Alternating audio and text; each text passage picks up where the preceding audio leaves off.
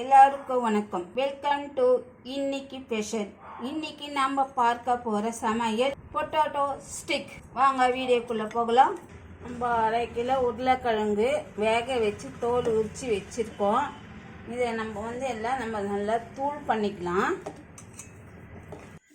பாருங்கள், அதை நைஸாக நம்ம நல்லா பிழிஞ்சு எடுத்துட்டோம்.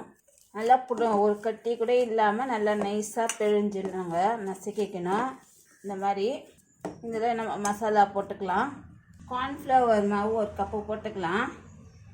பச்சரிசி மாவு 1 கப்பு போட்டுக்கலாம். வெண்ணெய் 1 ஸ்பூன் போட்டுக்கலாம்.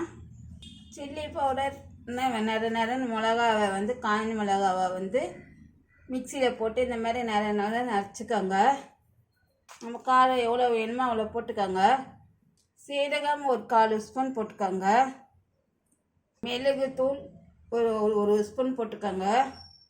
சாப்பிட்ட உப்பு 1/2 ஸ்பூன் போட்டுக்கோங்க. இது எல்லாம் சேர்த்து மிக்ஸ் பண்ணிக்கலாம். தண்ணி ஊற்றாமல் மிக்ஸ் பண்ணிக்கோங்க. வேணும்னா இதுக்கு காரம் இன்னும் வேணும்னா வெறும் மிளகாத்தூளை கூட போட்டுக்கலாம். பசங்கள்லாம் கொஞ்சம் சாப்பிட்றதுனால காரம் கம்மி பண்ணிக்கலாம். தண்ணி ஊற்றாமல் எல்லாம் இதிலே பிழிஞ்சு எடுத்துடுங்க.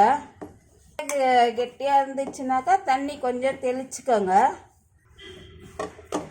இங்கே பாருங்கள், இந்த அளவுக்கு நல்லா சப்பாத்தி மாவு அளவுக்கு நல்லா இருக்குது. நல்லா பிழிஞ்சாச்சு. நீங்கள் தண்ணி ஊற்றாமையே இதிலே மிக்ஸ் பண்ணிவிட்டு அப்புறமா உங்களுக்கு ரொம்ப கெட்டியாக இருந்துச்சுன்னா நீங்கள் கொஞ்சம் தண்ணி தெளிச்சுக்கலாம். எனக்கு இது கரெக்டாக இருக்குது. மாவை நம்ம கொஞ்சம் கொஞ்சமாக எடுத்து நம்ம ஸ்டிக்கு மாதிரி செய்துக்கலாம்.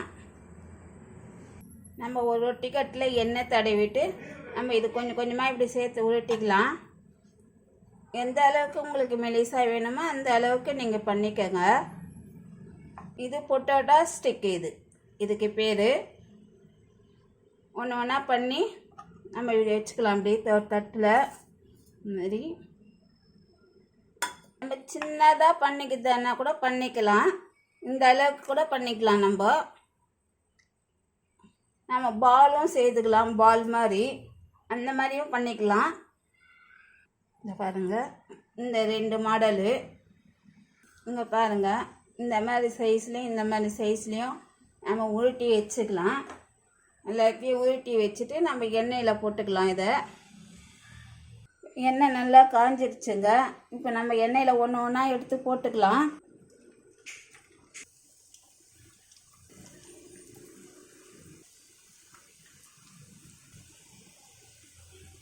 இது கொஞ்சம் நல்லா ப்ரௌன் கலரில் வந்த பிறகு எடுத்துக்கலாங்க.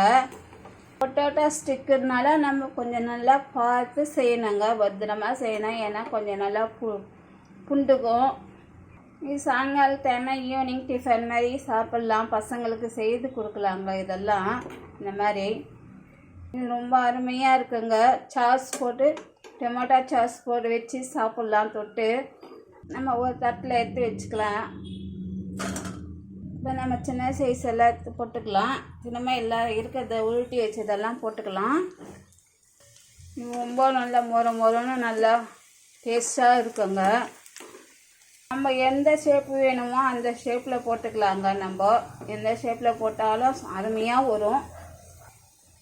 நல்லா சீக்கிரமாகவும் வெந்துடும். பாருங்கள், இந்த கலர் வந்துச்சுன்னா, ப்ரௌன் கலரில் வந்துச்சுன்னா நல்லா வெந்துச்சுன்னு அர்த்தம்.